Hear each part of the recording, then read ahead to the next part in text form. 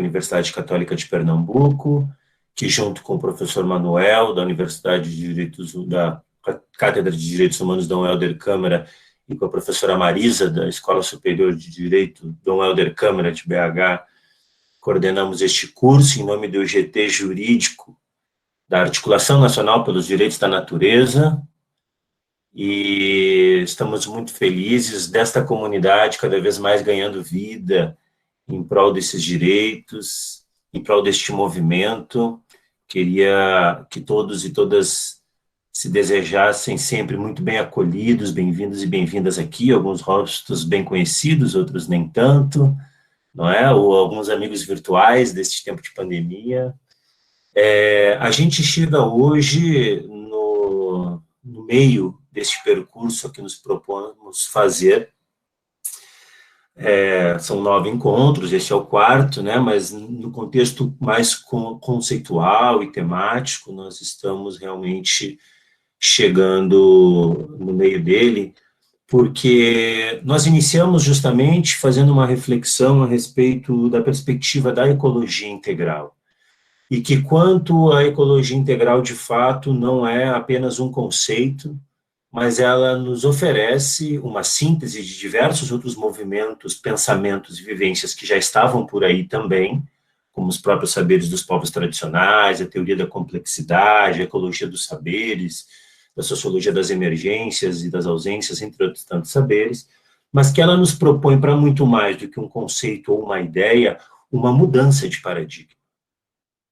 A ecologia integral nos oferece, nos convida a uma mudança de paradigma.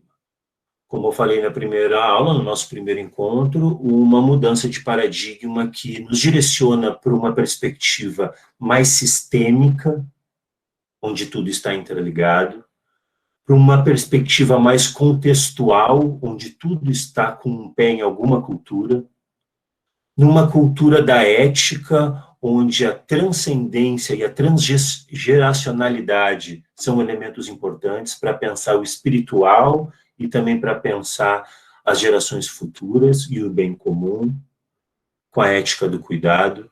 Então, a ecologia integral, ela nos propõe uma série de elementos em direção a uma mudança paradigmática. E, como tal, não é simples, porque para o novo nascer, o velho tem que morrer. E a gente, então, muitas vezes se sente como remando contra a maré, ou muitas vezes pequenos frente a todo o movimento que desejaríamos que estivesse sendo transformado na sociedade.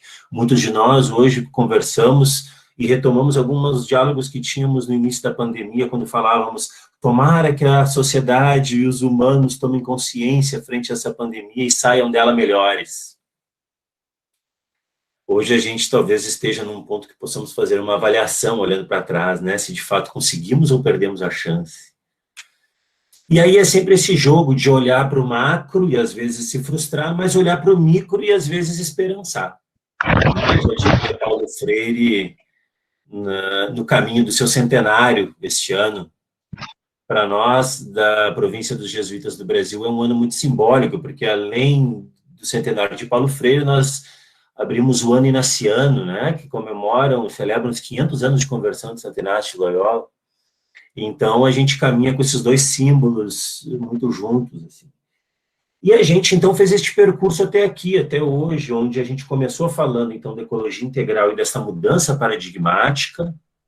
Falamos justamente de todas essas perspectivas. A professora Marisa nos brindou com uma belíssima aula no início sobre o que seriam esses paradigmas hegemônicos, esses paradigmas emergentes, e, efetivamente, os direitos da natureza são uma transformação paradigmática, oferecem uma mudança de paradigma. Depois nós passamos por uma reformulação, uma reflexão a respeito dos direitos humanos e a correlação deles com os direitos da natureza, na segunda aula, no segundo encontro. No terceiro encontro, então, tratamos um pouco já sobre uma questão mais contextual, mais concreta, da correlação disso com as políticas públicas. Como efetivar uma mudança paradigmática desejada no universo das políticas públicas que existem aí. Nesta correlação, nesse eterno triângulo entre sociedade, mercado e Estado. A professora Marisa também trouxe esses elementos para nós. E hoje a gente trabalha no último patamar desse diálogo um pouco mais conceitual, contextual do nosso curso, porque a gente vai trazer para reflexão hoje um elemento que é um elemento que sempre está rondando as dúvidas daqueles que querem entender os direitos da natureza. Digo a começar por mim, logo quando comecei essa jornada com esse grupo de amigos advogados que vocês têm conhecido neste curso. Mas, afinal, qual é a diferença entre o direito ambiental e o direito da natureza? Essa é a pergunta que está sobre a mesa hoje, e a gente espera que o Manuel e a Marisa possam responder para nós. Mas a gente, audaciosamente, também trouxe uma outra perspectiva nesse universo, que é a perspectiva para entender essa duplicidade do direito, essa mudança paradigmática do mundo jurídico entre o ambiental e o direito da natureza, a perspectiva do bem viver dos povos tradicionais, aos quais muitos de nós estamos vinculados. E aí, obviamente, não poderíamos falar nós mesmos, mas convidar alguém que é muito especial, um amigo de caminhada, que está aqui conosco, né, que depois vai comentar um pouquinho as explanações dos professores a partir do seu olhar das perspectivas indígenas do bem viver, né, que é o Quarahy, Miguel, Tembé, Teniterrara. Seja bem-vindo, meu irmão, muito obrigado. Miguel depois vai se apresentar, falar lá de Belém, um símbolo para nós também da luta dos povos indígenas em contexto urbano e de todo esse processo de busca pelos direitos. Aí. Muito bom te ter aqui, Miguel, muito obrigado pela tua disponibilidade, sempre. E depois desta aula, nós vamos aterrissar nos estudos de caso. Então, daqui para o final do curso, a segunda parte, nós estamos, então, permeados de estudos de caso, onde trabalharemos na semana que vem o direito dos rios, depois o direito dos povos indígenas, o estudo de caso dos quilombolas, a questão do Xingu, do Belo Monte, para chegarmos no final do nosso curso, então, com práticas e perspectivas de incidência concreta. Por isso que eu digo que a gente chega no meio, porque a partir da semana que vem nós vamos ter um outro tipo de enfoque nos nossos debates, que são enfoques vinculados às temáticas, aos estudos de caso.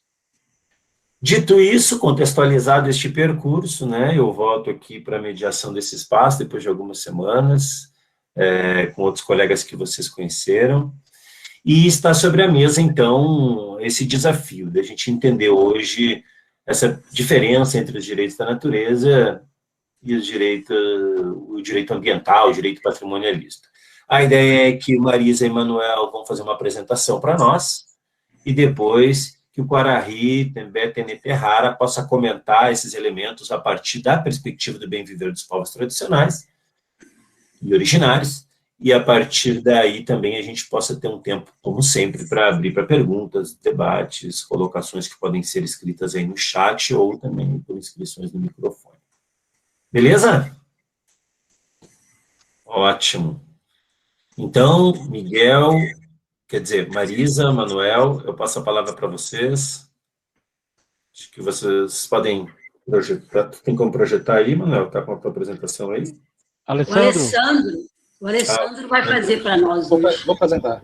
Beleza. Então, enquanto o Alessandro vai organizando ali, boas-vindas aos professores, a palavra está com vocês. Boa noite a todos. É uma alegria, né? Sempre uma alegria muito grande, uma responsabilidade muito grande tratar nesta noite dessa questão que, de fato, permeia o imaginário, o pensamento de todos nós, né? O que, de fato, seria o direito ambiental, os direitos da natureza. E eu quero iniciar aqui pedindo a bênção aqui do nosso professor Miguel, que ele nos conceda, nesse momento, a palavra, e já agradecendo a presença dele, porque, na minha interpretação, a palavra mais importante desta noite é a palavra do Miguel. Porque é a palavra da origem, é a palavra que, de fato, tem a vivência na carne, no coração, na própria vida, do que é o direito da natureza. Quais são os elementos, a importância de estarmos discutindo, nesse momento, o direito da natureza. Então, pedindo a benção aqui ao Miguel e agradecendo aqui a contribuição do professor Manuel, né? E nós pensamos numa metodologia da seguinte maneira, nós pensamos em 3 momentos. Um primeiro momento, onde que vai caber a mim somente contextualizar um pouquinho a estrutura do direito ambiental, para que a gente possa, juntos, nós estamos aqui em 105 pessoas. Então, essa pergunta precisa ser respondida por todos nós. Não é uma pergunta fácil, mas é uma pergunta que precisa ser respondida por todos nós. Nós pensamos numa metodologia muito simples. Vou trazer alguns elementos do direito ambiental, depois o professor Manuel vai nos brindar, fazendo uma reflexão, então, dos direitos da natureza, e esperamos, Manuel e eu, que o professor Miguel faça a síntese, juntando tudo isso e nos brindando com a experiência que consagra a importância dos direitos da natureza. Mas nós pensamos de começar com uma pergunta, que está na segunda tela, que o Alessandro vai colocar para nós. Pensamos a gente começar conversando um pouquinho aqui no chat, aí o professor Manuel, eu vou pedir ao Luiz também que nos ajude a anotar o que para nós estamos falando da mesma coisa? Falando de direito ambiental, falando de direito da natureza. A pergunta que está agora na mesa para todos nós é, estamos falando da mesma coisa? Se sim, por quê? Se não, por quê? Vamos aqui no chat pensar um pouquinho, juntos, se a gente está falando da mesma coisa, direito ambiental e direitos da natureza. E aí nós vamos aqui sintetizando e depois a gente retoma. Quem já se sentir aí, né, já iluminado e à vontade, pode começar a compartilhar aqui no chat, que nós vamos fazer um esforço aqui de anotar. Estamos nós falando da mesma coisa? E se nós estamos falando de coisas diferentes, o quê? Qual a diferença? Então, aqui já tem o Heraldo, eu acredito que nós estamos falando de coisas diferentes. O José Maria, eu acredito que sim, pois está inserido na natureza. Fernando diz que não, haja visto que a narrativa, a racionalidade, os sentidos são diferentes. A Mauri diz, não quero me perder aqui, me ajuda, creio que coisas distintas, mas complementares, interligadas. Concordo disso aqui, Mariana concorda com a Nélia. Então, nós estamos aqui até agora, nós temos aqui uma participação para dizer o seguinte, nós estamos falando de coisas distintas, mas elas se comunicam entre si. Não, nós não estamos falando de coisas distintas. Diego trouxe, eu acredito que não, ambiental, opa, me ajude aí, porque o do Diego sumiu lá, Luiz. Isso, eu acredito que não, pois o direito ambiental parte de um paradigma antropocêntrico, com a ideia de um equilíbrio da natureza para que a civilização humana também o seja. O direito da natureza tem a natureza como um fim em si mesma, não um meio para os humanos, para nada. Depois o Pedro diz que o direito ambiental parte da natureza como um recurso, como objeto, enquanto que os direitos da natureza partem dela como um sujeito. Isso não inviabiliza o ambiental, mas mostra suas limitações. O direito ambiental inclui a questão do uso dos recursos naturais, diz Heraldo. E o Adriano diz, acredito que são coisas distintas. O Vinícius diz que são diferentes. O direito ambiental está dentro dos direitos da natureza. O Adriano já diz que o direito ambiental parte de uma perspectiva antropocêntrica também, e que o ser humano está em grau hierárquico superior, e que, enquanto o direito da natureza é visto como algo a ser protegido para o bem do ser humano, no direito ambiental. Depois, o titular é uma pessoa humana, outra da natureza, aprendi ontem, não é? As pessoas fazendo muita referência na live de ontem, que justamente trouxe muito forte essa perspectiva da natureza como sujeito de direitos. Isso foi uma das primeiras coisas que eu também aprendi lá na Dom Helder, em Belo Horizonte, né? Deslocar a natureza de objeto de direito para sujeito de direito.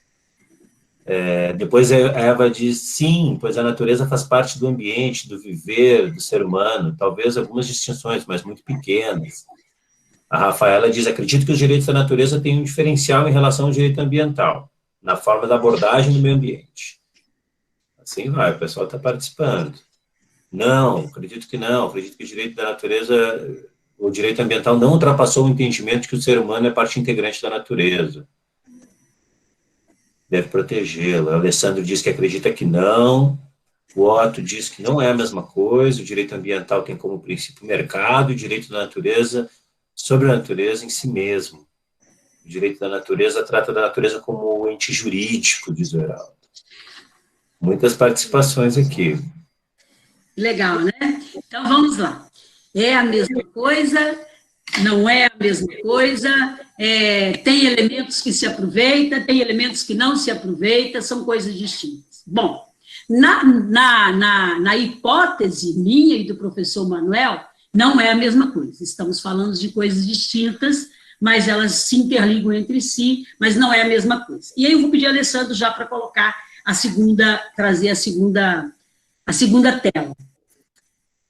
Todo direito, o direito ambiental, o direito constitucional, todo direito, ele é construído a partir de uma base principiológica, uma base legislativa, no caso do direito ambiental, legislativa internacional, legislativa nacional, e na base legislativa nacional eu tenho o aspecto constitucional, o aspecto infraconstitucional.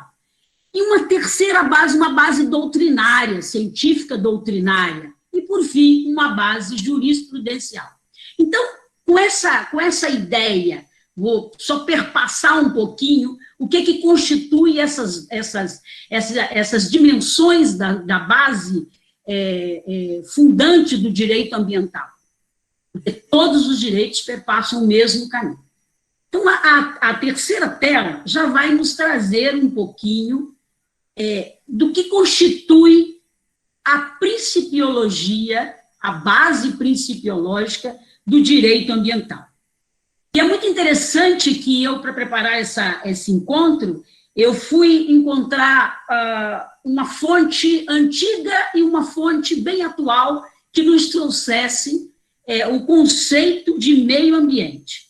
Então, eu tenho um grande autor, que é o professor José Afonso da Silva, conhecido por todo mundo, aqui eu estou no meio de muita gente aqui da área do direito, um grande constitucionalista brasileiro. José Afonso da Silva, em 2019, utiliza o mesmo conceito de direito ambiental de 2010, de uma sentença do Tribunal Constitucional italiano, que vai dizer o seguinte: meio ambiente é a interação do conjunto de elementos artificiais, naturais e culturais que propicia o desenvolvimento equilibrado da vida de todas as pessoas e da vida da sociedade, da vida do Estado. Isso é o conceito de meio ambiente que vem desde o início.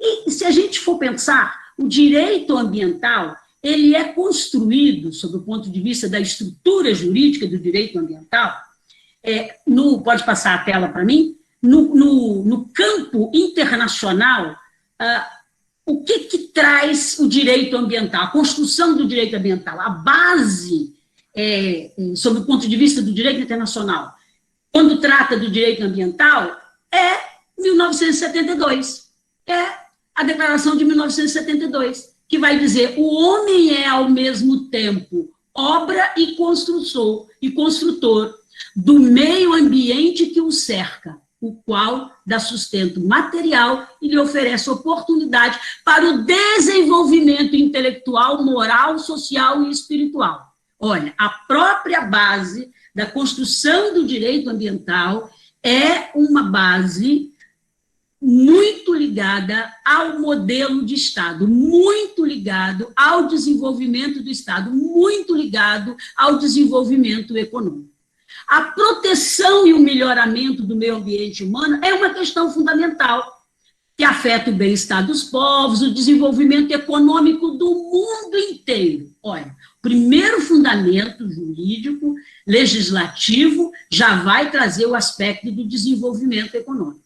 A maior quantidade dos problemas que levaram à construção do direito ambiental, eles são motivados pelo subdesenvolvimento. São motivados pela ideia do seguinte: tem países que são desenvolvidos, tem países que não são desenvolvidos. Aqui não vamos relembrar tudo, mas se a gente for lá na Revolução Industrial, a gente vai lembrar disso, né? Países desenvolvidos e países subdesenvolvidos, tem países que tem muita gente que passa necessidade, países que muita gente que não passa necessidade, e que essas pessoas, a proteção do meio ambiente ajuda para que esses países possam se caminhar economicamente numa convivência harmoniosa.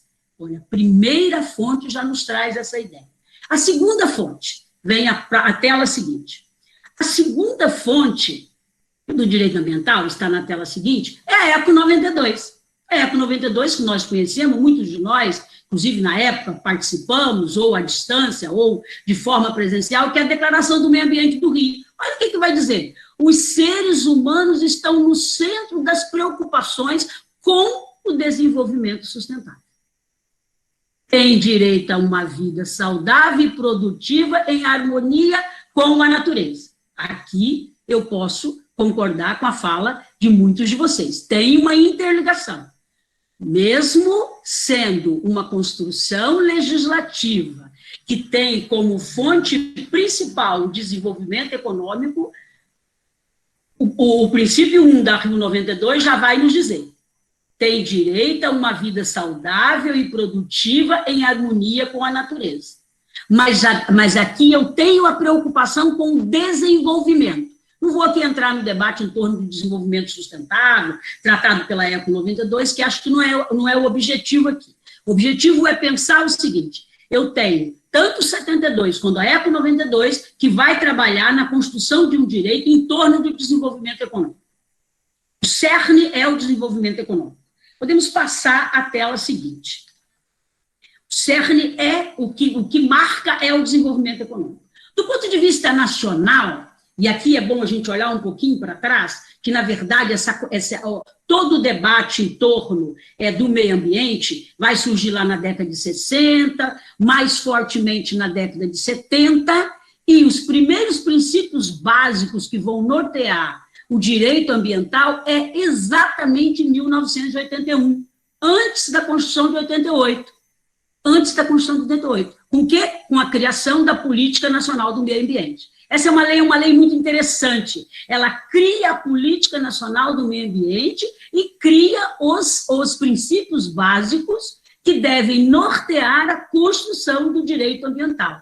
Então, eu tenho, na lei de 81, eu tenho logo no artigo 1º, esta lei tem... Esta lei, com fundamento, aí aqui vem as mudanças constitucionais, porque eu peguei ela atualizada, essa é uma lei que já foi bastante atualizada, ela estabelece a Política Nacional do Meio Ambiente como um mecanismo de formação, aplicação dos princípios gerais, dos princípios internacionais e dos princípios nacionais, e ela é que cria os princípios nacionais, muito antes, inclusive, da Constituição de 88, porque nós estamos aqui em 81, e nós ainda vamos viver depois aquele período enorme, que é o período da redemocratização, e vamos chegar, então, em 1988. Então, o artigo seguinte diz claramente, está criada a Política Nacional do Meio Ambiente. O artigo 3º traz uma coisa muito interessante, ele traz o conceito para nós. Ele diz, meio ambiente é o conjunto de condições, é o conjunto de leis, influências e integrações na ordem física,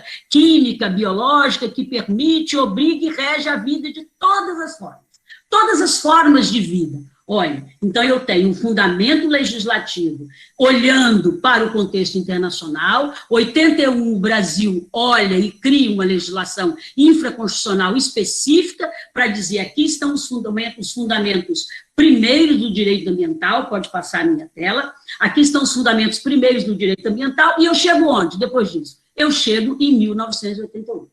Ou seja, antes da constitucionalização do direito ambiental, eu tenho uma construção infraconstitucional no caso do Brasil. Por que eu tenho isso? Eu tenho isso porque eu tenho um processo, o Brasil, por mais que a gente tenha problemas, mas a gente tem um processo de participação social. Final da década de 60, década de 70, década de 80, haja visto o retrato, o que nós conseguimos construir e colocar na Constituição de 88. Isso é fruto de toda a participação da sociedade. Jamais o Estado daquele momento, depois que o professor Miguel me ajuda, né, jamais o Estado daquele momento, da década de 70 e da década de 80, teria uma legislação com este porte, e teria a inclusão do direito ambiental no 225 na Constituição Federal. Todos têm direito ao meio ambiente ecologicamente equilibrado. Bem, olha, aqui já vem uma diferença dos direitos da natureza. Bem de uso comum do povo e essencial à sadia qualidade de vida. O meio ambiente é um bem de uso comum. E o 170 da Constituição Federal vai dizer o quê? A defesa do meio ambiente, a vinculação da construção do meio ambiente brasileiro com a ordem econômica constitucional. Eu tenho a criação de um direito, vinculo a ordem econômica, porque o artigo 170 da Constituição é o artigo que vai tratar da ordem econômica, e lá na ordem econômica eu tenho um princípio básico, defesa do meio ambiente. E aí eu tenho a obrigação, a geração, né, a oportunidade da construção da obrigação pública de uma forma muito mais organizada, não que eu não tinha antes. E aqui eu tenho uma questão, que é a questão que nós chamamos no direito, né, a responsabilidade concomitante. A União, o Estado, o município e o Distrito Federal.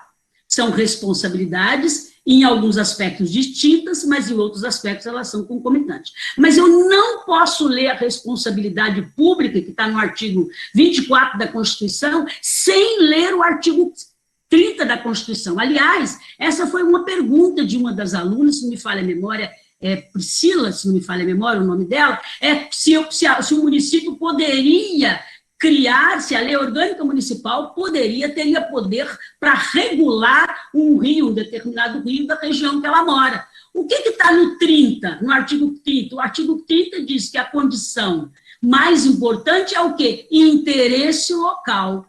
Comprovei o interesse local, o município, sim, tem competência.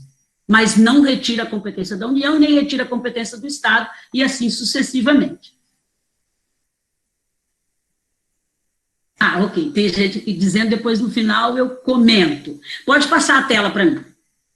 Muito bem, então eu cheguei na Constituição Federal, então nós vamos agora para a próxima tela, aqui da apresentação. Onde é que eu chego? Nessa obrigação pública. Então eu tenho a construção de um direito, lá partindo de 81, a constitucionalização de um direito que já existe, que já tinha sido regulamentado na legislação anterior, eu tenho uma obrigação pública clara, União, Estado e município, uma leitura concreta, lá do 24, para mim, aqui a Constituição fechou, aqui ela ajudou muito a questão do meio ambiente, porque, na verdade, perpassa os entes federativos, e aí eu tenho o sistema nacional, e aqui eu tenho um conjunto legislativo, infraconstitucional, de uma importância muito grande. Eu não trouxe todos, eu trouxe alguns só para exemplificar, e vou deixar para meus colegas depois complementarem, acrescentar, se acharem melhor. Eu trouxe que, do meu ponto de vista, eles definem o direito ambiental. Olha, eu tenho o quê? Eu tenho uma legislação específica, infraconstitucional, criando um Sistema Nacional de Unidade de Conservação. Tudo isso para responder ao princípio básico, aos princípios básicos lá de 81. Eu tenho a Política Nacional de Mudanças Climáticas. Aí aqui eu tenho uma atenção específica aos princípios internacionais da precaução, da prevenção, da participação cidadã. Aliás, sobre participação cidadã, nós até falamos, o princípio 10 da Rio 92 traz essa questão da participação cidadã e o desenvolvimento sustentável. E tem também a Política Nacional de Resíduo Sólido. São políticas muito importantes no conjunto, né, no conjunto do direito ambiental. A Política Nacional de Resíduo Sólido vai trazer também o princípio da precaução, vai trazer um princípio novo, que é o princípio do poluidor-pagador. Poluiu, paga porque poluiu. E aí eu tenho a ideia de uma visão sistêmica do meio ambiente. Vai trazer o desenvolvimento sustentável, vai trazer a obrigação de redução do impacto ambiental, o respeito à diversidade. Olha, aqui eu tenho outra ligação com a questão dos direitos da natureza, respeito à diversidade, os princípios da razoabilidade e da proporcionalidade. E, por último, o Código Florestal, que tem uma mudança no Código Florestal de 2012, que vai trazer a ideia da proteção sustentável da floresta. Pode passar para mim, professor. Da floresta. Bom, e o que eu tenho agora? Então, do ponto de vista legislativo, eu tenho um conjunto, uma norma internacional que ilumina as normas nacionais. No nosso caso, iniciamos com a norma infraconstitucional, fomos para a Constituição e criamos novas normas infraconstitucionais e fechamos na Constituição a obrigação pública do Estado. Do ponto de vista científico doutrinário, aqui precisamos fazer uma diferença e fazer uma lembrança aqui. A ciência jurídica, aqui eu estou falando da ciência jurídica, a ciência jurídica não tem muita experiências significativas no âmbito de pensar o direito a partir do reconhecimento do sujeito de direito. Não tem essa experiência. Essa experiência é uma experiência da antropologia, lá com os trabalhos etnográficos. Essa experiência é uma experiência da sociologia. Na ciência jurídica, isso é bastante fraco. Aqui eu posso dizer que eu estou falando da minha própria casa. É bastante fraco nesse sentido. Eu tenho um conjunto de autores doutrinários, né, a gente chama da doutrina jurídica, que vai pensar o seguinte: bom, então o direito ambiental ele é pautado por princípios que vêm carreando as normas constitucionais, infraconstitucionais e as normas internacionais. Mas aí perguntamos, tem uma quantidade grande de autores, eu escolhi apenas 3 aqui, que do meu ponto de vista são os autores bastante, que têm uma percepção muito interessante em torno de qual é a função desses princípios todos, que o primeiro dele é o Bandeira de Mello. O Bandeira de Mello é um ministro, nós conhecemos, é um administrativista. E para o Bandeira de Mello, quando perguntaram para ele, disse: olha, o que é princípio? Bandeira de Mello disse o seguinte: são mandamentos nucleares de um sistema. O princípio ilumina o sistema, quando eu estou falando de princípios gerais, que irradia sobre diferentes normas, exatamente por definir a lógica de racionalidade do sistema normativo.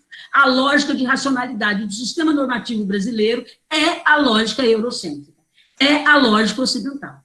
Então, o princípio vem iluminar esta lógica, mesmo que nesta lógica eu tenho diversas janelas que eu posso recuperar para ajudar a construção dos direitos da natureza. No que lhe confere a tônica e lhe dá sentido harmônico. Os princípios têm um lugar de harmonização. O segundo dele é o Paulo Bonavides, já morreu ano passado, com 90 anos, né, quase 100 anos, e o Paulo Bonavides traz uma questão também muito interessante. O que são princípios? Princípios são a alma e o fundamento de outras normas, porque para esses autores, os princípios são normas, mas são normas superiores, sendo que, uma vez constitucionalizados, se fazem a chave do sistema normativo.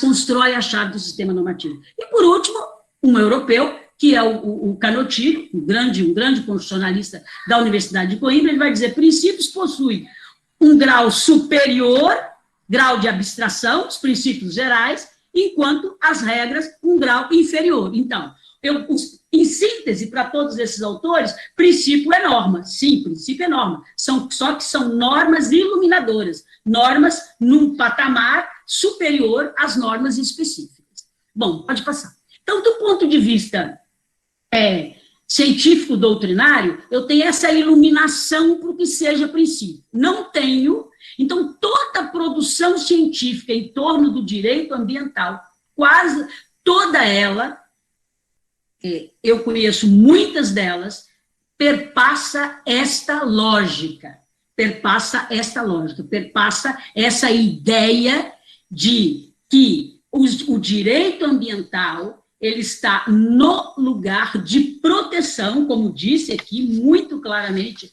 aqui vocês disseram na fala de vocês, o direito ambiental trabalha com sujeito e objeto, a natureza é objeto, o homem é sujeito, e o direito da natureza trabalha o contrário, o direito da natureza, a natureza é sujeito de direito. Bom, e aí do ponto de vista doutrinário e científico, eu tenho esse mesmo fundamento. Pode passar para a minha tela, por favor. Já estou terminando. Estou esperando passar ali a minha telinha. Muito bem. Então, se a gente tivesse que fazer uma síntese, quais são os marcos principiológicos do direito ambiental? Então, depois de tudo isso. O marco principiológico da construção do direito ambiental é Estocolmo, 1972. Primeira Conferência das Nações Unidas sobre o Clima, que nós já falamos anteriormente. Quais são os princípios? Prevenção, precaução, poluidor, pagador, equidade interacional, cooperação, participação pública, desenvolvimento sustentável e responsabilidade comum. Estado, município, União, Estado, município e Distrito Federal. Esses princípios entram no ordenamento jurídico brasileiro através daquele caminho que nós fizemos.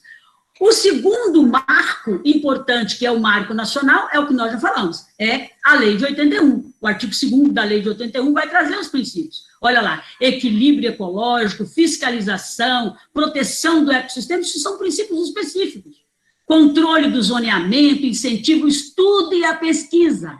Olha que interessante. Recuperação das áreas degradadas, proteção das áreas ameaçadas de degradação e assim por diante. Então, esses são princípios específicos. Pode passar a página, por favor. Se eu der um passo, eu tenho o quê? No campo. Então, no campo legislativo, o marco é 72, 81, construção dos princípios gerais, o direito ambiental, construção dos princípios específicos. Do ponto de vista da doutrina e da produção científica, eu tenho essa lógica. Se produz dentro dessa lógica. Um Estado, né, um direito ambiental preocupado com o desenvolvimento econômico financeiro do Estado. Por isso, natureza é objeto e o homem é sujeito. No campo da jurisprudência tem diversos, e aqui o curso vai trazer vários. Eu só trouxe 3 aqui para fechar a minha contribuição, só para iluminar que eu tenho essa também é um fundamento da construção do direito. Eu trouxe uma decisão da Corte Italiana. A Corte Italiana tem uma decisão lá de 2010, lá de 1987, fantástica, que ela vai trazer o conceito de meio ambiente. E que é exatamente o mesmo conceito de 87 que está servindo como fonte até hoje para o direito ambiental. Depois eu tenho uma decisão do STF, uma ADI do STF muito interessante, que aqui eu tenho nas decisões jurisprudenciais, decisões que são embasadas nos princípios do direito ambiental. E essa decisão, para mim, ela é de grande importância, porque ela vai falar da supremacia do interesse nacional em matéria de direito ambiental. Quando se trata de direito ambiental, a supremacia é do direito nacional. Mesmo que a utilização dos princípios internacionais são iluminativas, mas a competência, a supremacia é do interesse internacional. E aqui eu tenho o princípio do desenvolvimento sustentável. O Brasil construiu isso de uma forma muito interessante dentro do direito ambiental. E peguei uma decisão do STJ. Vocês sabem que no STJ nós temos o ministro Hermes Benjamin, que é um dos ministros que trabalha muito e que tem se esforçado para fazer essa interligação entre direito ambiental e a questão da natureza e assim por diante. E aqui eu tenho uma decisão, já fechando a minha fala, fantástica do meu ponto de vista. Reconhecimento do princípio indúbio pro natura. O direito brasileiro conhece o princípio indúbio pro réu. Está lá no direito penal, todos nós conhecemos. E aqui a Corte inovou. Ela diz, tem um princípio, que é o princípio indúbio pro natura. Na hora que eu tenho o conflito, de bens, diz Herman Benjamin, princípio que vai permanecer é o princípio pro natura, ou seja, a natureza em primeiro lugar. Um debate sobre a hermenêutica jurídica ecológica. A gente tem no Brasil esse debate sobre a hermenêutica jurídica ecológica, que vai sair muito dessas decisões judiciais, que são muito interessantes. Tem muitas. Hoje, inclusive, eu abri a página do STJ e encontrei muitas outras, mas eu quis sistematizar aqui apenas em 3, só como intenção iluminativa desse debate aqui, para o professor Miguel depois nos ajudar. E pode passar a página para mim, por favor? E aí, já fechando, então eu tenho um fundamento legislativo internacional, um fundamento legislativo nacional, que nós saímos na frente, temos uma legislação infraconstitucional, depois constitucionalizamos, depois criamos outras legislações infraconstitucionais para dar corpo ao que a Lei de 81 traz, mas qual é a centralidade de tudo isso? Da pergunta que hoje o Luiz colocou na nossa mesa. Qual é a centralidade de tudo isso? Desenvolvimento econômico financeiro.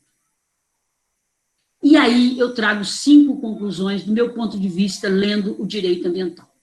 Primeiro, primeiro é que o conhecimento científico e legislativo é focado na ideia da qualidade do meio ambiente em função do desenvolvimento econômico-financeiro. A segunda que eu quero trazer é a qualidade da vida das pessoas está presa, está conectada, está amarrada diretamente ao desenvolvimento econômico-financeiro. Mesmo qualificado como desenvolvimento sustentável, o desenvolvimento social permanece acorrentado ao econômico mercadológico. Desenvolvimento e subdesenvolvimento. Centraliza aqui. Buscar maior desenvolvimento pela capacidade criativa do homem de usar a natureza como objeto. E, por último, a humanidade é sujeito de direito e a natureza é um bem, um objeto a ser protegido, enquanto meio de sobrevivência do mercado. Na estrutura jurídica do direito ambiental, a natureza é um meio, não é o fim, porque ela é um meio de sobrevivência do mercado. São esses aspectos que eu quis trazer aqui para ajudar, as referências que eu utilizei estão no final, e aqui, então, a pergunta para o professor Manuel agora é o seguinte, e daí? É mesmo os direitos da natureza entram, em que lugar é possível os direitos da natureza? Quais são as janelas que os direitos da natureza podem encontrar no direito ambiental? Muito obrigada. Professor Manuel, com você. Obrigado, Marisa. Excelente. Pessoal aqui no chat elogiando, agradecendo. Muito boa síntese dessa perspectiva paradigmática aí do direito ambiental, com todas as referências e os caminhos, né? O pessoal pode ir anotando as suas perguntas. Logo na sequência, a gente vai abrir espaço para o diálogo aí. Professor Manuel, siga aí. Então, quero também, como Marisa fez, pedir licença ao nosso professor, aqui representando os povos indígenas, Miguel, para apresentar essa obra em construção. Como disse Marisa, esse caminho que nós estamos seguindo não é o caminho, é apenas uma passagem, uma trilha, do qual cada um de nós aqui vai seguir a sua trilha. Não é? O ideal é que nós possamos chegar a diversas trilhas e ter diversas opções para construirmos esse argumento. Nesse livro, que é resultado de várias reuniões desse GT jurídico, nós chegamos à conclusão de que poderíamos sugerir, e estamos em construção, de uma teoria geral dos direitos da natureza. Vejam. E essa ideia de uma teoria geral dos direitos da natureza é no sentido de que essa construção, como bem disse Marisa, é um outro paradigma. Nós não estamos falando mais da natureza garroteada, a natureza escravizada, apropriada pelo português, que aqui chegou e estabeleceu o seu direito, né, o seu direito de ocupação, a partir da força e do genocídio dos povos indígenas. O que nós estamos fazendo é um direito decolonial. Nós estamos decompondo o Estado, decompondo a teoria jurídica e tentando construir uma síntese. No nosso país, para construir essa síntese, ou pensando, né, digamos assim, como vamos imaginar, como ciência jurídica, como pesquisadores da área do direito, nós precisamos, para produzir ciência, analisar o objeto de forma crítica. Por isso que nós falamos, no primeiro encontro, de uma hermenêutica crítica dos direitos da natureza. E nessa perspectiva, quando a gente analisa o direito metodologicamente, para que seja científico, eu preciso utilizar o método comparado.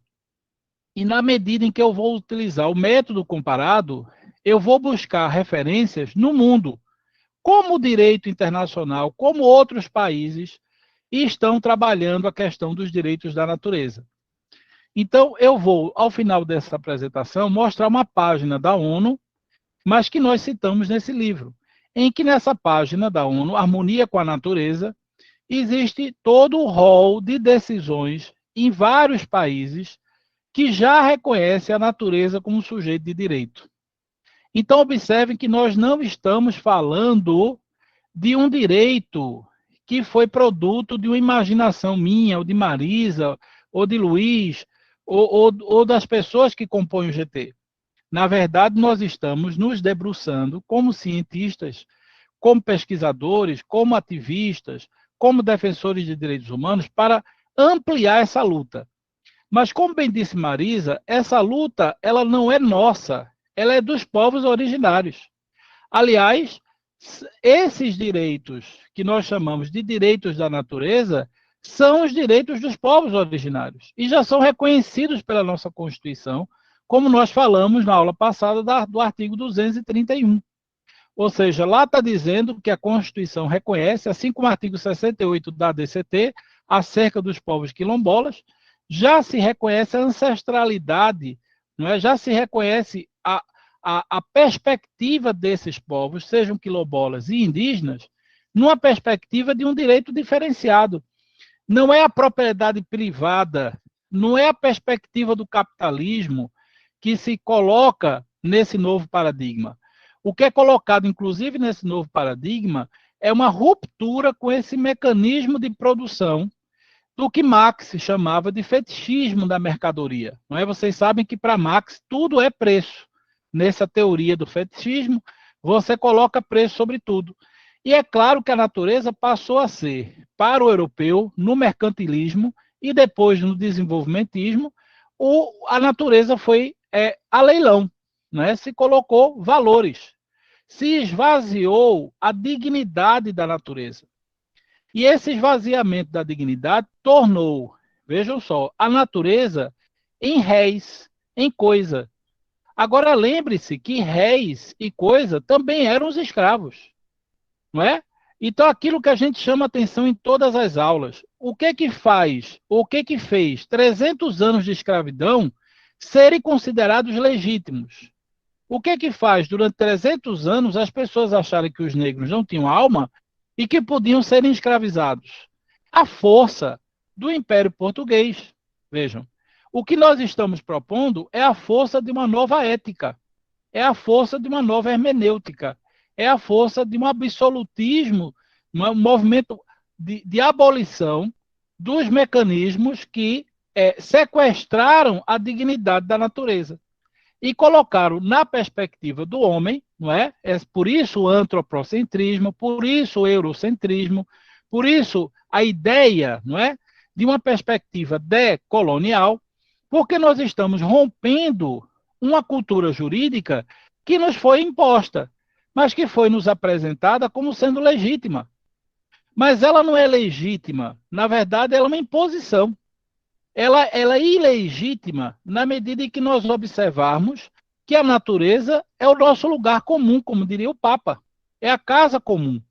Então, quando pensamos na casa comum, no equilíbrio da natureza, nós vimos que um dos princípios dos direitos da natureza é a sua indivisibilidade, por conta da ideia da integridade, não é? Nossa, como sujeitos dentro da natureza. Não é? Nós temos ainda uma influência muito, vamos dizer assim, filosoficamente falando, fragmentada do ser humano. Como se o espírito e a natureza fossem dimensões do corpo, como se nós pudéssemos separar isso. Né? Eu me lembro que Marisa, nas minhas aulas da infância, dizia assim, cabeça, tronco e membros. Alguém já teve aula assim? Cabeça, tronco e membros. Eu me lembro que eu olhava para a professora falando cabeça, tronco e membros. Eu olhava aquilo ali e eu achava tão bizarro. Não é? Como se a minha cabeça, o tronco e membros fossem coisas que pudessem ser apartadas. Não é? Eu não sou cabeça, ombro e membros. Eu sou um ser humano, inclusive dotado de espírito. Veja, as práticas integrativas na saúde, olha como a gente vai buscando referências em diversos lugares. As práticas integrativas na saúde hoje, pública, já reconhece a imposição de mãos, já reconhece como é que chama, Luiz? A acupuntura, já reconhece o tratamento xamânico, já Práticas reconhece, complementares. todas elas são, vejam, elas são baseadas, inclusive, no reconhecimento da saúde indígena. Por isso que nós temos um DISEI, um Distrito Sanitário Especial, que reconhece a espiritualidade do xamã, a cura indígena, o tratamento indígena para a saúde. Nós não podemos tratar a saúde indígena como a saúde convencional. Mas veja, é a saúde indígena que é a nossa origem. Nós nos afastamos dela. Nós nos afastamos desse equilíbrio. Aí o que é que nós temos que fazer? Vamos tomar medicamento, não é? Muitas vezes um medicamento que nos faz mal, porque o nosso corpo não suporta. A verdade é essa. O nosso corpo cada vez mais está padecendo de natureza. Ela está vivendo numa selva de pedra, impermeada em paredes, impermeada pelo ar-condicionado e pelos escritórios, o reiki, exatamente. Não é? Ou seja, veja como, do ponto de vista da saúde pública, eu estou falando da saúde pública, nós já estamos a quilômetros do que, do ponto de vista do direito, nós não avançamos. Por quê? Porque nós tivemos uma ditadura militar, precisa ser dito. A ditadura militar, durante 21 anos, gente, segregou as universidades das melhores cabeças, porque matou gente. Muita gente foi expulsa do Brasil. Então, é preciso dizer que nós estamos num momento de resistência. E é nesse momento de resistência onde se tenta destruir a Amazônia, onde se tenta destruir a dignidade dos povos indígenas, que surge no Brasil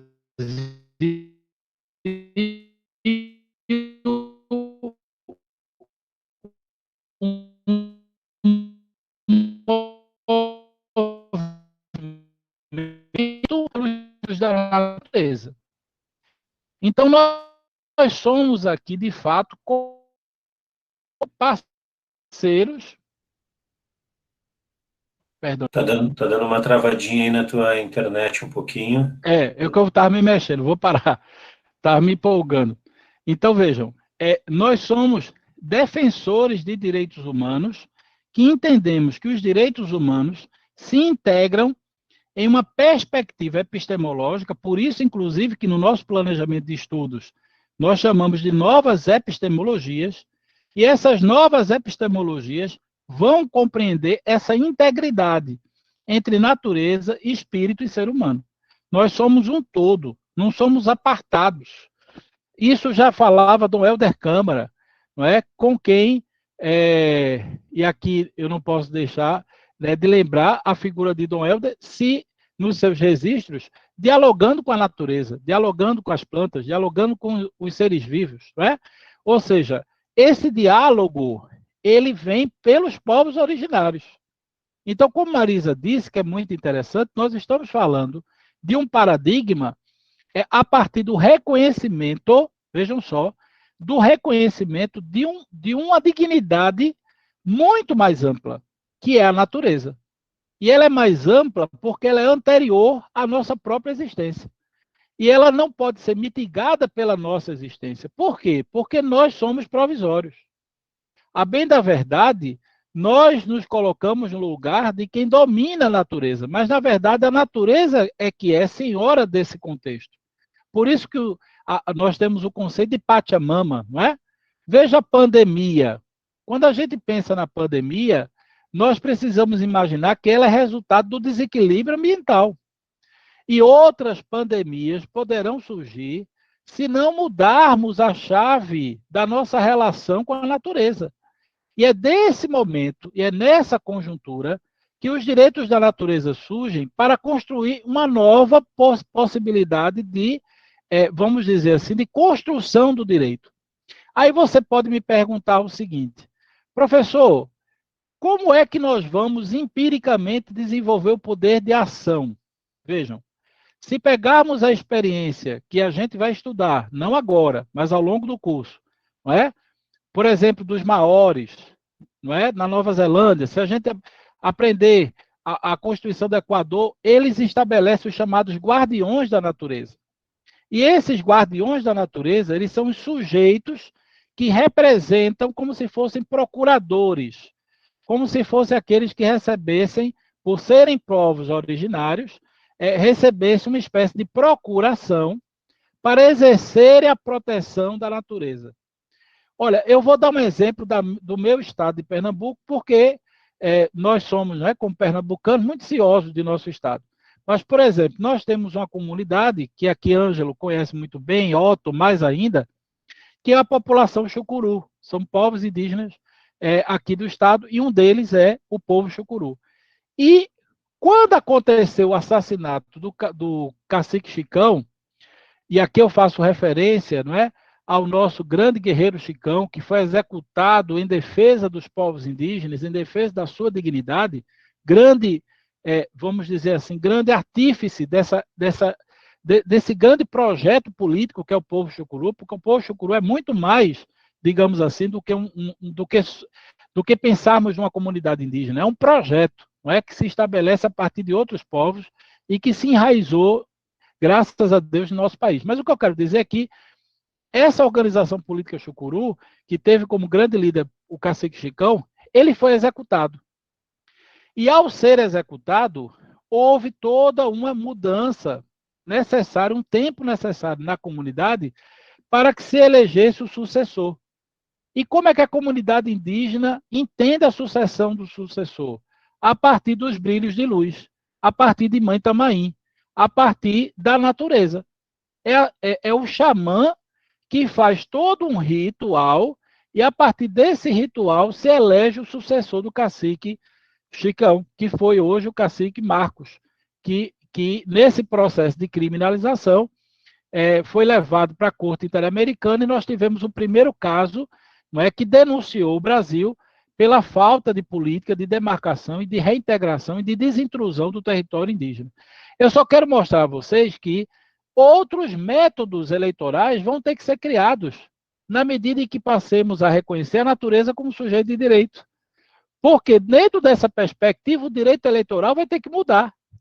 Ele vai ter que reconhecer, por exemplo, que os líderes indígenas terão que ser reconhecidos e eleitos não nessa forma convencional que nós pensamos, mas a partir das organizações indígenas. E, portanto, a partir do interesse da natureza, e não do interesse do TRE, não é? Ou do povo branco daquela cidade, ou de um segmento branco. Veja, o que nós estamos propondo, gente, realmente é de uma ousadia que só tem tamanho no coração da natureza. Ou seja, nós somos aqueles que acreditamos na natureza. E se a natureza é o globo, esse é o nosso limite. Talvez esse nem seja o limite, porque, como diria Leonardo Boff, nós apenas estamos começando essa casa comum, que é o nosso satélite do grande universo que é a natureza, que é o nosso Deus. Se Deus é cosmos, como diziam os gregos, nós estamos aqui apenas reconhecendo a capacidade dele se tornar uma realidade. Muito obrigado. Muito obrigado, professor Manuel, por essa complementariedade e esse avanço também nessa perspectiva, né, desse novo paradigma, essa nova hermenêutica, muita coragem mesmo, e eu acho que é isso, não dá para remendar, né, a proposta é reconstruir, construir algo novo. Do jeito que está, não adianta querer avançar com a perspectiva dos direitos da natureza e não repensar a representatividade política, não repensar as políticas públicas, os marcos que a professora trouxe. Temos muitos comentários aqui, perguntas, eu vou ler depois. Os colegas estão perguntando sobre lista de presença, daqui a pouco vem. PowerPoint, daqui a pouco vai para o Drive, junto com a gravação da aula, não se preocupe, tá? Queria aqui passar a palavra para o nosso amigo, Tene Terrara, seja muito bem-vindo, para nos brindar um pouquinho justamente sobre essa perspectiva dos povos tradicionais, do bem viver, sobre tudo isso que a gente está comentando hoje. Vou pedir para ti te apresentar com muito maior propriedade do que eu poderia fazer também, com a Ri. Então, te apresenta, pega a palavra, te sinta em casa, meu amigo, é um prazer te ter por aqui.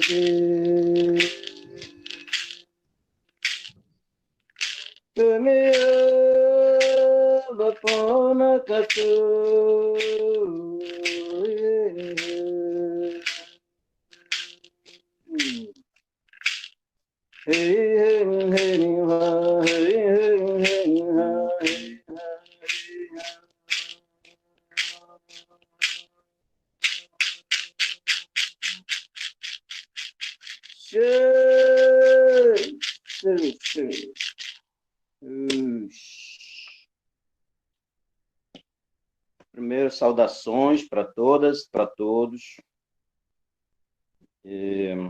Isso é Quarahu, Tembé, Teneterrara, Setequá, Panrerê, Voapové, Vopurá, Pé. Isso é Tequá, Panrerê. Eu sou o Quarahi, sou Teneterrara, Tembé. Estou muito bem aqui e muito bem acompanhado por todos vocês, pela nossa espiritualidade. E moro em Belém. Estamos presidindo a Associação Multiétnica Wicca-Quara, que tem trilhado um caminho para se tornar um centro de estudos científicos para os povos. Estamos falando de uma universidade indígena para estudarmos os ramos da ciência, segundo os nossos conceitos, segundo o nosso entendimento, segundo as nossas tradições, segundo nossos princípios, nossos valores. E também estamos na construção de um tribunal indígena para tratarmos da nossa legislação há 521 anos ferida. E hoje a Constituição está sendo gritada dentro das nossas aldeias, dentro dos nossos povos, enquanto que o nosso direito tradicional e milenar, estudado e ensinado pelos nossos intelectuais asteca, incas e maias e por suas gerações, está sendo substituído por um direito romano, não sendo nós romano, um princípio grego, não sendo nós gregos, um consuetudinário inglês, não sendo nós ingleses. E a gente precisa dar essa retomada nessa legislação, até porque, pela Constituição, quem vai julgar nossas causas é quem não entende do nosso direito, então está contraditório tudo isso. E essa luta ela é legal dentro do nosso contexto tradicional e milenar, mas para o Estado é apenas uma legitimidade, mas para nós é a legalidade. E parabenizando aqui, né, professora Marisa, e também o professor Manuel, né, que a gente já se conhece aí de outras falas, de outros encontros. E como sempre, né, a gente gosta mais de polemizar a situação, né, para a gente levar os pensamentos e pensar, né, porque ninguém muda se não pensar. Se a gente não se convencer de que está no lugar errado, a gente nunca vai sair desse lugar, né? Porque eles não têm convicção de que tem um outro lugar melhor. E lembrando, né, que pegando assim um pouco da história e também já entrando nos temas apresentados, né, por professora Marisa e professor Manuel, e também colocando o que a gente trouxe para a gente conversar, nós, os povos, tradicionalmente, nós não temos essa noção de fronteira. Na verdade, a gente não entende fronteira como conceito europeu. Nosso conceito de fronteira é o conceito natural, né? É o conceito da chuva, é o conceito da fome, é o conceito da água, é o conceito da respiração, é o conceito da velocidade, é o conceito da gravidade, é o conceito da luz, é o conceito da noite, é o conceito do sono. Então, essas leis naturais nos fazem reger, porque são leis imutáveis, são leis intransferíveis, são leis eternas, E são leis que não dependem de governo, não dependem de nenhuma intervenção humana, né, para vir alterar o ritmo da vida. E em relação à natureza, nós entendemos, né, que nós não somos da natureza, nós não somos parte da natureza, nós somos natureza. A natureza, ela sobrevive sem ser humano. Esse momento da pandemia, né, enquanto as pessoas ficaram em casa, então os jacarés voltaram para as ruas, as sucuris voltaram para os lagos, então as capivaras voltaram, né, para os campos de futebol. Então a natureza, ela é superior a todos nós. E desde que os seres humanos se desumanizaram para considerar-se donos da natureza, enquanto foram colocados na natureza para que pudessem dela se alimentar e fazer seu abrigo e cuidar dela para que ela continuasse sendo essa sua provedora de alimento, abrigos e sustento. Mas o ser humano, né, nesse processo de desumanização, começou a criar um bloco de pessoas, né, que começavam a enxergar a natureza como propriedade, né, como objeto de exploração, como dizendo que daqui para cá é isso, daqui para cá é aquilo, isso para cá é meu, isso para cá é teu, e aí começa esse processo de desumanização, faz com que as pessoas tenham uma relação com a natureza deturpada do que significam as leis naturais. E aí, essa deturpação dos conceitos, essa falta de visão e de respeito com Pachamama, né, com a Mãe Terra, então há necessidade de criar leis. E essas leis vêm substituir a educação que se aprende dentro de casa, né? Porque as leis vão se aprender na escola, vão se aprender na universidade, né? Vão se aprender nos movimentos já depois de adulto, mas já é tarde demais, né? Porque as crianças já passaram o tempo de aprenderem, já passaram o tempo de se relacionarem com a natureza. Então, as crianças, hoje, elas estão sendo levadas para as creches em nome de uma socialização, estão sendo levadas porque tem que socializar, todo esse argumento, né, que todos nós sabemos, né, e nós entendemos que isto é um prejuízo muito grande para a criança, né, porque ela primeiro precisa passar pela fase da orientação e da educação, do fortalecimento do entendimento ensinado pelos pais, pela mãe e pela família, né? E aí, depois que ela tiver essa base muito bem fortificada, muito bem fortalecida, enraizada, convicta dessas coisas, e sim, ela pode sair para se relacionar com outras crianças, né, que também vêm com outros conceitos. E aí o seu poder de argumentação e defesa vai ficar muito bem balizado. Nós vamos ter crianças com poderes de argumentação muito mais fortalecidos. E nesse processo de educação, a gente entende que a criança também, como sendo natureza, ela não pode, de maneira nenhuma, pisar no chão antes de passar pelo ritual. Ela não pode entrar na mata sem antes pedir a licença às árvores, aos animais, ao vento. Ela não pode entrar no igarapé, pisar na água ao meio-dia, né? Porque ao meio-dia os animais estão bebendo água, estão em repouso, estão se alimentando, então tem que respeitar essas sociedades. Não se pode entrar na mata de noite, mas tem caças, né, que são feitas durante a noite, então aí tem que pedir permissão. Tudo tem que pedir permissão, porque as nossas sociedades, nós, os seres humanos, não somos a única sociedade deste planeta, desta Terra. E nós precisamos urgentemente dar muitos passos atrás, como, por exemplo, considerar os peixes como uma sociedade, considerar os animais quadrúpedes que voam como sociedades, inclusive as plantas também são sociedades. E nós somos também sociedades. Ao final de tudo, nós nos alimentamos da sociedade dos peixes, nós nos alimentamos da sociedade dos animais, nós nos alimentamos, nos abrigamos também das árvores, das plantas, dos vegetais. Nesse sentido, a gente não pode jogar comida fora porque nós estamos desrespeitando aquela sociedade que foi que foi sacrificada para que nós pudéssemos viver.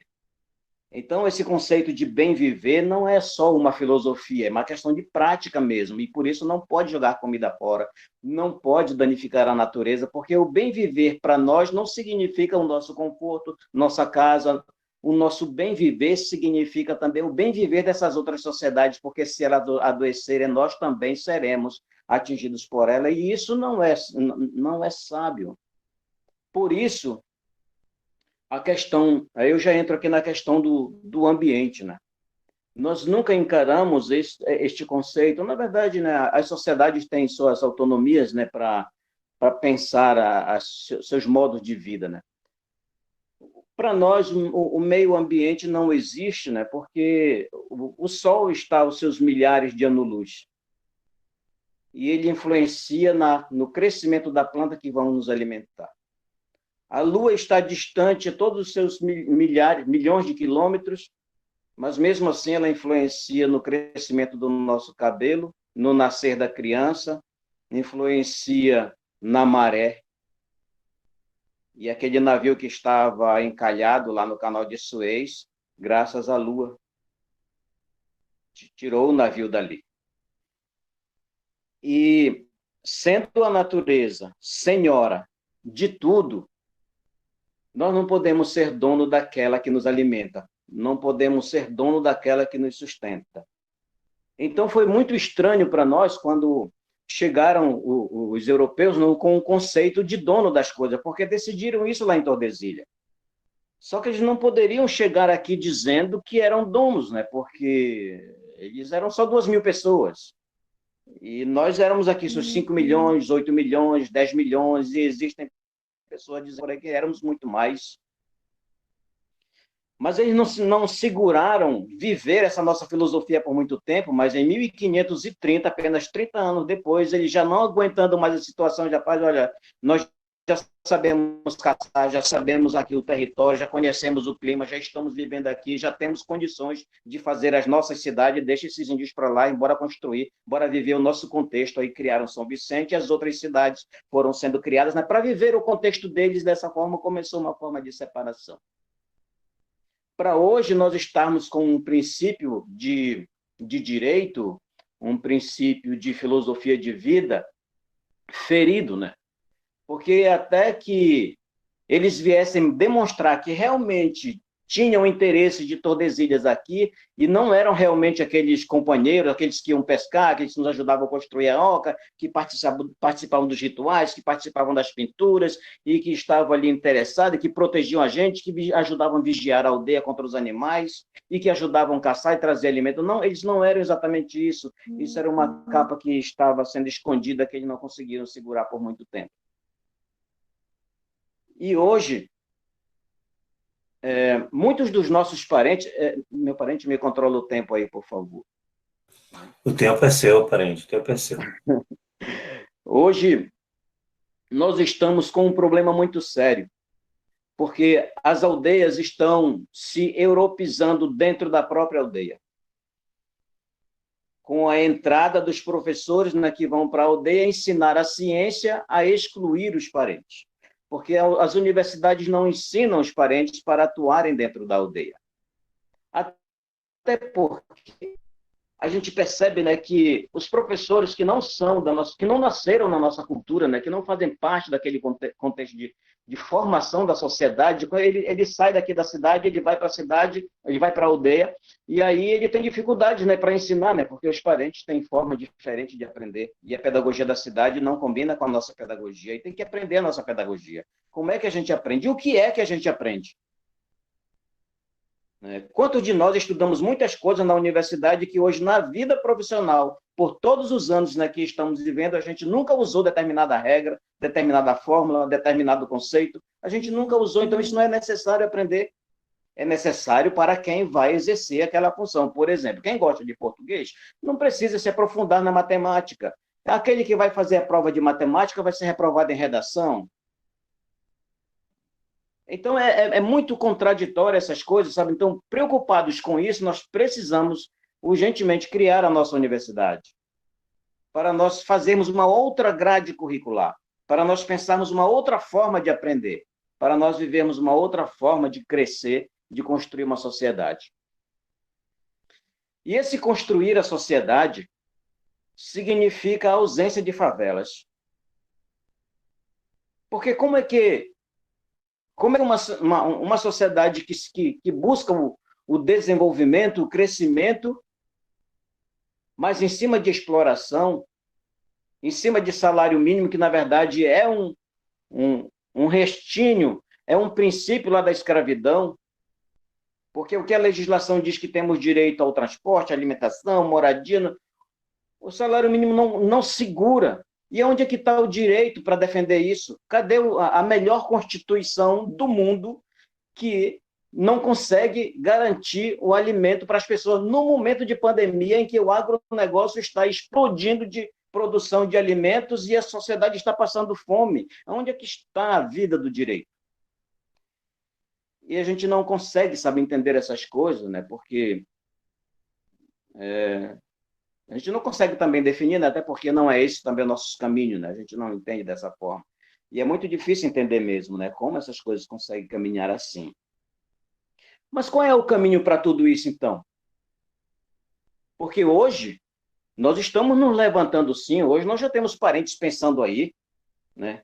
De todos os ramos da ciência, que me falem de Rayuni, que me falem de Ailton Krenak, que me falem de parente Maraguá, que me fale de parente de Ompé. Esses são os nossos cientistas de hoje. Esses são os nossos pensadores de hoje, que estão fomentando aí o pensamento questionador dentro da nossa própria sociedade. Porque nós temos, milenarmente, né, se os portugueses não tivessem nos atropelado por esses 520 anos, com uma proposta de sociedade, nós hoje temos essa certeza, né, de que essa proposta trazida da Europa não é saudável, não é bom para a sociedade, não é bom para a natureza, não é bom para o sistema social, para o nosso contexto, né? Quem sabe seja bom para eles, né? Porque eles já vivem assim há muito tempo e eles estão cheios de legislações. Inclusive, hoje nós temos aí o quê? 17 leis. 17 leis ambientais. Quais delas são cumpridas? E nós não temos nenhuma, mas nós nunca conseguimos, nós nunca poluímos um rio, nunca fizemos uma área desértica, nunca construímos uma favela, nunca ameaçamos um povo de extinção, mas não significa que não tivéssemos nossos conflitos, não significa que a gente não tivesse nossos problemas. E hoje nós estamos apresentando, sim, uma proposta. Nós temos uma proposta para uma construção social. Nós temos uma proposta para resolver a questão do crime e da violência. Nós temos uma proposta para a educação. Nós temos uma proposta para a construção da sociedade. Nós temos uma proposta, inclusive, para a ciência e tecnologia. E parte do princípio da natureza, né? Porque nenhuma ciência, nenhuma tecnologia, nenhum equipamento é tirado de outro lugar, a não ser da natureza. E como é que esse equipamento, esse material, esse bem, né, que nos dá o conforto, que nos dá prazer, no momento que essas coisas deixam de exercer a sua função social, volta para a natureza como lixo, a natureza, como é que ela recebe isso? Como é que a gente pode defender direito da natureza se a gente não se preocupa com o lixo?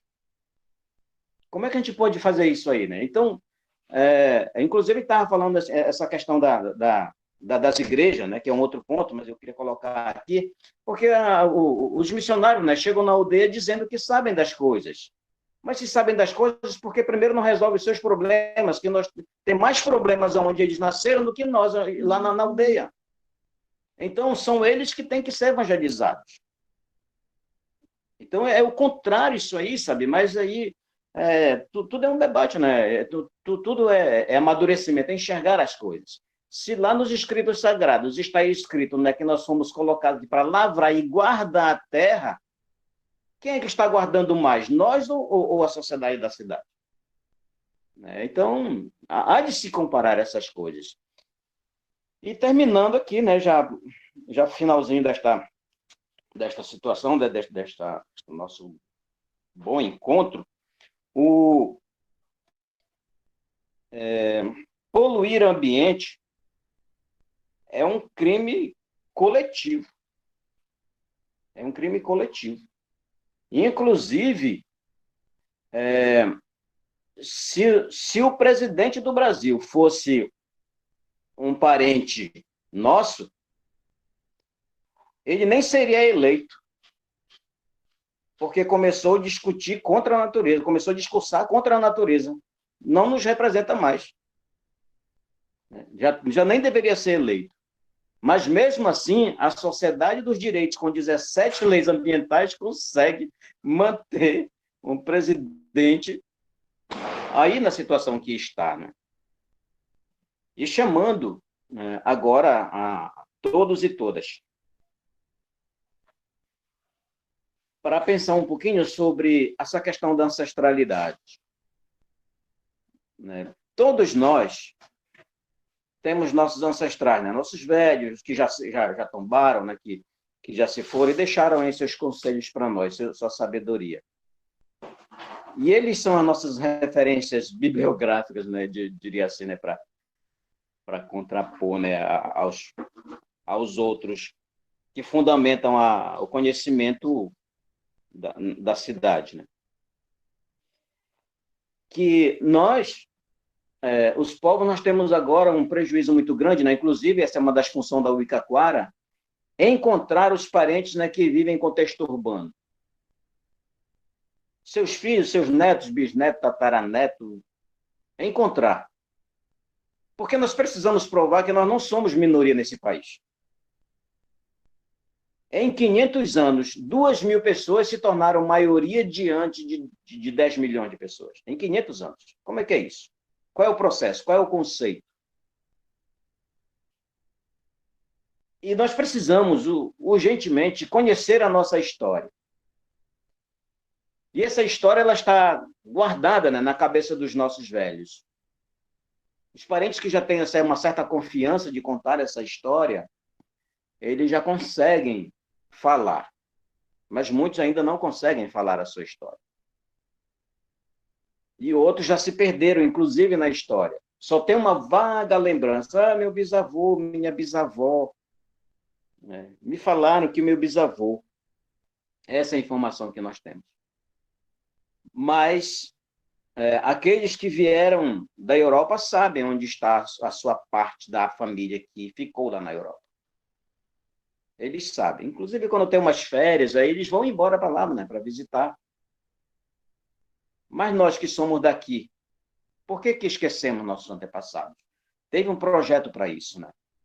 E hoje, para a gente chegar a ter essa propriedade do conhecimento da nossa história, a gente ainda tem que buscar o reconhecimento da sociedade que nos oprimiu, para dizer para ele, ei, está aqui a minha história, eu sou aqui, coloca meu nome no documento de identidade. Mas na minha identidade está lá, Miguel da Silva Guimarães. Mas lá no meu povo está Quarahy, Tembé, Teneterrara. Por que 2 nomes? Então, onde é que está o direito disso? Né? Por que só nós temos que ter 2 nomes? Então, fiquem muito à vontade, né, para fazer os questionamentos, né, as perguntas, e seguindo nesse processo, né? E nunca esquecer, né, que nós estamos aqui como parentes. Como parentes, né? Porque a partir do momento que vocês defendem a natureza, que respeitam os povos, que lutam do nosso lado, discutem com a gente, debatem com a gente, decidem com a gente, caminham com a gente, e nos dão oportunidade de fala como essa daqui, não pode ser nada mais do que parente. Mas aqueles que nascem na aldeia, que falam a língua, que têm uma cultura, mas não luta com a gente, já fugiram daqui, já se perderam.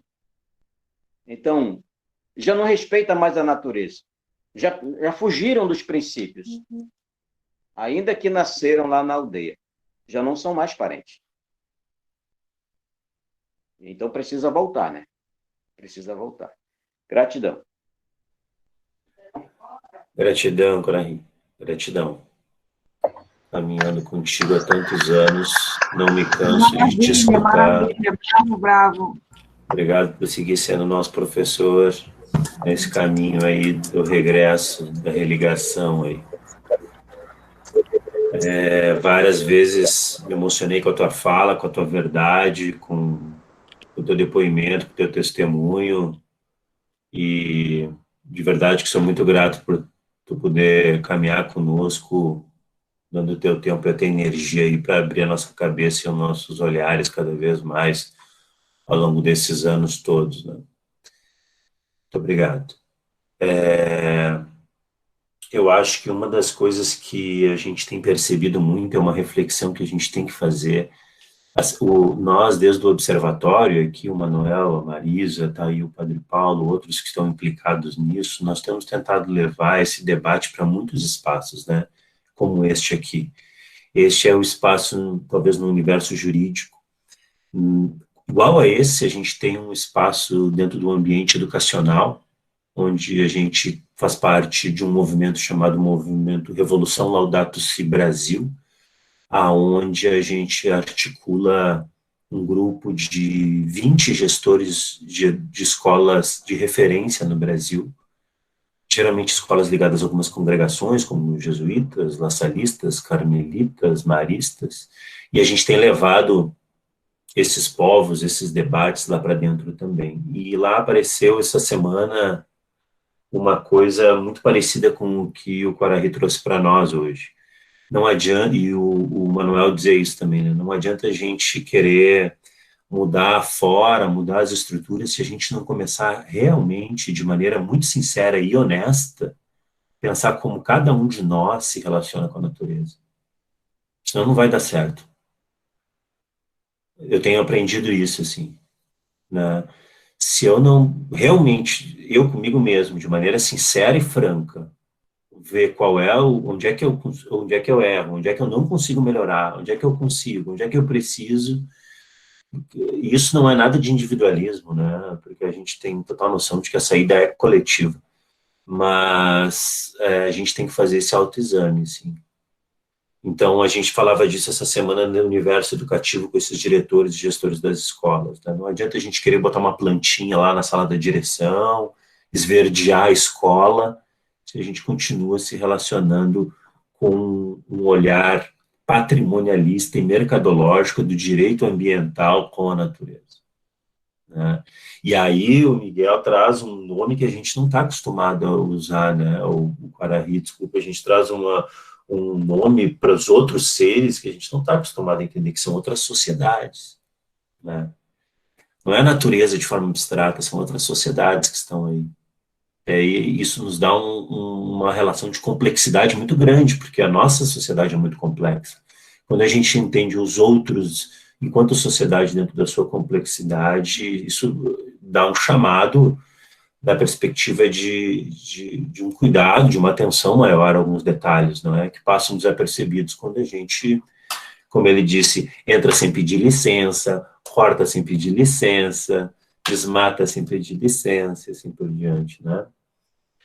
Bom, vou retomar alguns comentários e perguntas que tem aqui, e depois a gente faz uma rodada aqui de colocações. Então, o Geraldo diz que o Herman Benjamin, no caso dos agrotóxicos isentos de tributação, contaminação do lençol freático, animais e meio ambiente, ele diz que o direito tributário é caótico, e que é triste no direito tributário é que o Brasil é o único país no mundo onde, com provas robustas, com provas que a lei foram compradas, né? Tem todo esse debate também aí da questão dos agrotóxicos.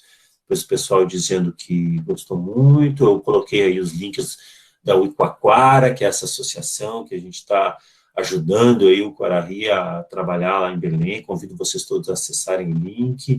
As lutas não são nossas, as fazemos nossas em solidariedade revolucionária, diz o Amauri. Depois a Marina diz que é da área ambiental, é uma pena passarmos pela graduação sem ter essa visão, né? Temos que equilibrar nossos valores com uma visão capitalista da natureza, realmente a gente tem feito um pouco esse esforço de tentar pautar dentro das graduações, dentro da formação. Esse livro, ele é um esforço nesse sentido, de tentar virar uma referência bibliográfica para a formação dos operadores do direito.